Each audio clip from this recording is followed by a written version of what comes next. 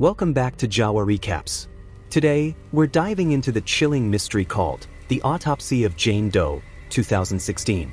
What begins as a routine examination soon spirals into a horrifying discovery as a father and son team of coroners uncover dark secrets hidden within a seemingly ordinary body. With every cut, the truth grows darker, and survival becomes less certain. The story begins with the brutal murder of a family. Both husband and wife were killed inside their house, and that too in a horrifying manner. After investigation, the police discovered a shocking truth. Nothing was stolen from the house. There were no signs of forced entry on the doors or windows, which meant the killer didn't come from outside. Or maybe it was something else entirely. But the real shock came when the police found the body of a young girl in the basement. This girl wasn't even connected to the family. Now the big question was, who was this girl and how was her death linked to this entire case? The incident created a huge stir in the media, and the police had to uncover the truth behind the corpse by the next morning. So the investigation was handed over to an experienced forensic expert who was also assisted by his son Austin that night. As soon as the body was brought in for examination, the cat present there started growling in a strange manner, as if it had sensed something extremely terrifying. Austin began examining the body. The most shocking thing was that there were no visible wounds or injuries on the girl's body. But her pupils had turned cloudy, something that usually happens several days after death. Yet, her body hadn't turned stiff, and her skin felt as soft as a living person's. As the investigation progressed, they were stunned. The girl's bones were severely broken, and a unique kind of soil was found in her hair and nails, the kind that is only found in mountainous regions. When Austin opened her mouth, he saw that her tongue had been cut off with some sharp object. But strangely, there were no bite marks on the tongue. That means she didn't cut it herself. At that moment, Austin's father, Tommy, said that he had seen a similar case before in human trafficking cases where girls are brutally harassed and sometimes even their tongues are cut off. Just as he finished speaking, blood started dripping from the girl's nose and a fly came out of it. According to popular belief, this is considered a major bad omen, but both father and son ignored it and continued with the autopsy. Suddenly, the radio kept nearby turned on by itself, and the painful scream of a woman could be heard. They thought it was probably just some radio program.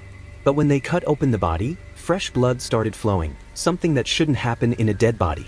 As they dug deeper into the investigation, they discovered that the girl might have worn tight-fitting garments since childhood, which had made her waist unusually thin. This habit dated back hundreds of years. And when they checked her lungs, they found them completely black, as if she had been burned in smoke for a long time. They also found burn marks on her internal organs. One thing was clear from the condition of the body.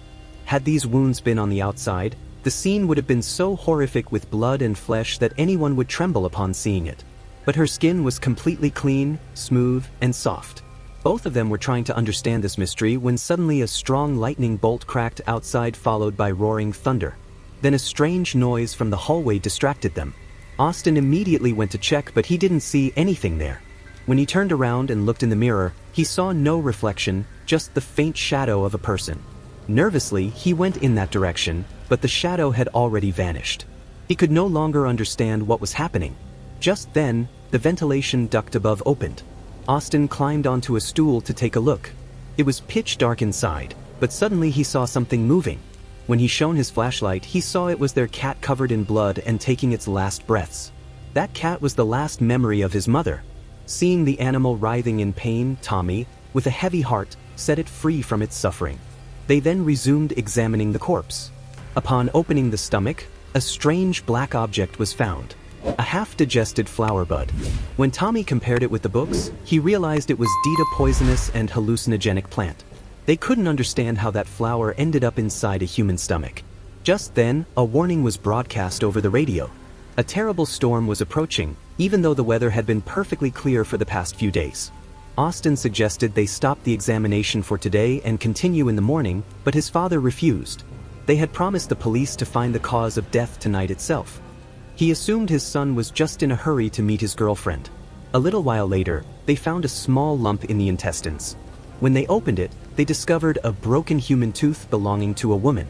The piece of cloth wrapped around it had ancient occult symbols drawn on it. Only a few numbers were somewhat recognizable. Austin was now convinced that this woman had been used as a ritual sacrifice, but the reason behind it remained a mystery. Suddenly, a creepy children's poem started playing on the radio, making the atmosphere even more terrifying. Austin again insisted they should leave, but Tommy was completely engrossed in the investigation, as they had now begun examining beneath the skin of the corpse, and what they saw next was enough to shake their souls. Beneath the corpse's skin, the same deep tantric symbols were carved.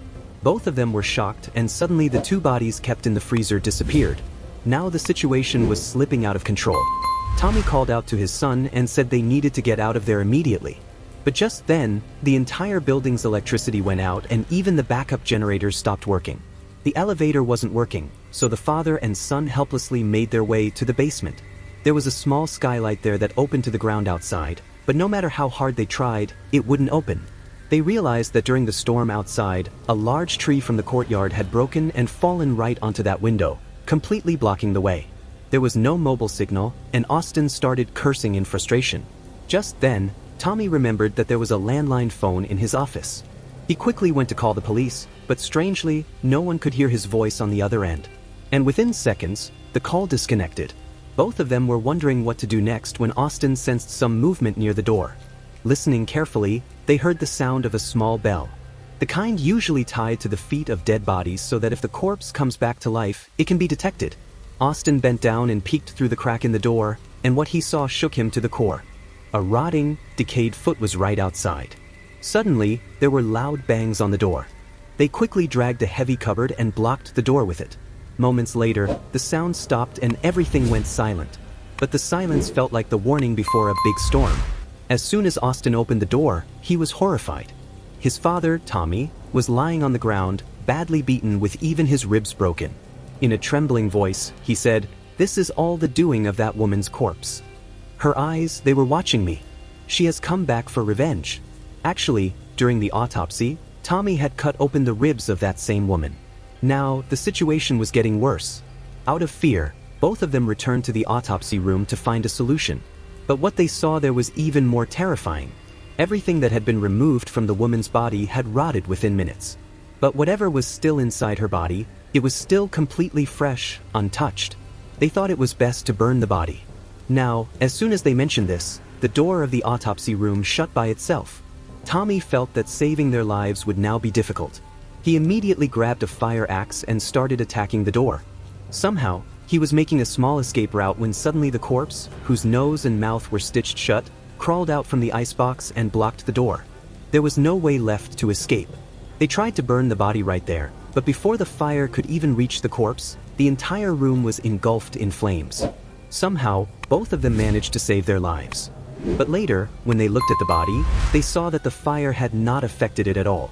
Just then, they heard another sound from behind. Tommy peeked through the gap in the door and saw that the elevator had started moving. A ray of hope lit up and both of them ran towards it. Austin picked up the fire axe again. As they approached the elevator, that same bell sound echoed through the corridor once more. With every breath, the sound was coming closer and closer. Austin's face turned pale. Tom gathered his courage, gripped the fire axe tightly, and got ready for the final battle. Just then, as if someone had heard their desperate cries, the elevator door opened. Both of them rushed inside. But the story didn't end there. It felt like that ghost woman had control over everything. As soon as the elevator started going up, the power went out again and the shadow of that stitched-faced corpse appeared right in front of the elevator doors. Austin immediately swung the fire axe at the shadow. The shadow standing in front collapsed to the ground and screamed in pain. When Austin went closer to look, he was shocked beyond belief. It was none other than his own girlfriend. Austin's heart shattered. If only he hadn't called her there, she would still be alive. He couldn't believe he had lost his love by his own hands. Meanwhile, thick smoke quickly filled the elevator, making the atmosphere even more mysterious. Father and son, driven by curiosity, moved towards the source. But suddenly, some blurry shadows passed right in front of them. Darkness surrounded them. They couldn't even see their own hands. Suddenly, Tommy, Austin's father, screamed. When Austin searched for his father, he found him lying unconscious on the ground. The ghost woman had attacked again. Somehow Austin picked him up and ran to the postmortem room to save their lives. It was now clear that this wasn't an ordinary spirit. This woman was far more powerful. Perhaps the only way to end her revenge was to discover the real cause of her death. With Tommy's help, Austin extracted a small portion of the corpse's brain and placed it under a microscope. What they saw was terrifying. The woman was still somehow alive. Tommy suspected there was some mysterious element in her body that wasn't letting her die completely. At that moment, Austin found a piece of cloth with some strange writing on it. When he unfolded it, it read Leviticus 20.7, a line from the Bible that said, "Anyone who practices witchcraft will eventually be destroyed by their own deeds." There was another number written on the cloth, 10693, referring to around 300 years ago, a time when society, due to narrow-mindedness and false accusations, labeled women as witches. Tommy, being a student of history, knew that in reality there was no such thing as witches during that period. But many innocent women were brutally killed without any reason. This woman was probably one of them. Her anger and suffering had still not found peace. Now Tommy and Austin clearly understood that all this was connected to a religious and historical tragedy. But even after knowing the truth, the spirit's thirst for revenge was not over. Just then, there was a loud noise at the door again. Austin kept trying to stop it, but Tommy slowly walked toward the woman's corpse and started mumbling something. He was surrendering himself to the spirit so that his son could be saved. Within seconds, Tommy screamed in pain and collapsed to the floor. He pointed toward the ground where a knife was lying. Austin understood everything, and with tears in his eyes, he plunged the knife into his father's chest. As soon as he did that, all the wounds on the woman's corpse began to heal slowly. Her eyes began to shine again. The room lights came back on, and it seemed like everything had returned to normal. Just then, a familiar voice came from outside, the police, saying that the fallen tree had been removed. Austin was asked to try opening the iron door, but it made no difference. The woman's spirit had, after all, not spared the entire family. Everything that Austin experienced was nothing but a deep and terrifying illusion. Open your heart and let the light in. It was merely a trick of the mind, but its effect was so real that it could drive anyone insane. The next morning, as soon as the police were informed, they arrived at the scene immediately. But the shocking part was that there had been no storm the previous night. No tree had fallen in the yard, and the body kept in the freezer showed no signs of movement. All those incidents were just a dangerous hallucination. As the forensic team continued their investigation, the marks found in Tommy's house strongly resembled those from the old Douglas family case. Another unsolved mystery had been born. Now, the mysterious woman whose corpse looked decades old was sent for further examination to the Science Research Department at Virginia University. But as soon as they transferred her into the van, an eerie ghostly voice started playing on the radio during the journey. Slowly, the camera moves toward the body. And as her foot appears on the screen, the story begins to revolve around a psychological illusion. The crimes linked to history and a father's sacrifice. And with that, today's recap of the film called The Autopsy of Jane Doe comes to an end. If you were in the coroner's place, would you keep digging to uncover the mystery, or run before it's too late? Let me know. Share your thoughts in the comments, hit like, subscribe to Jawa Recaps, and share this video with your friends who love a good scare.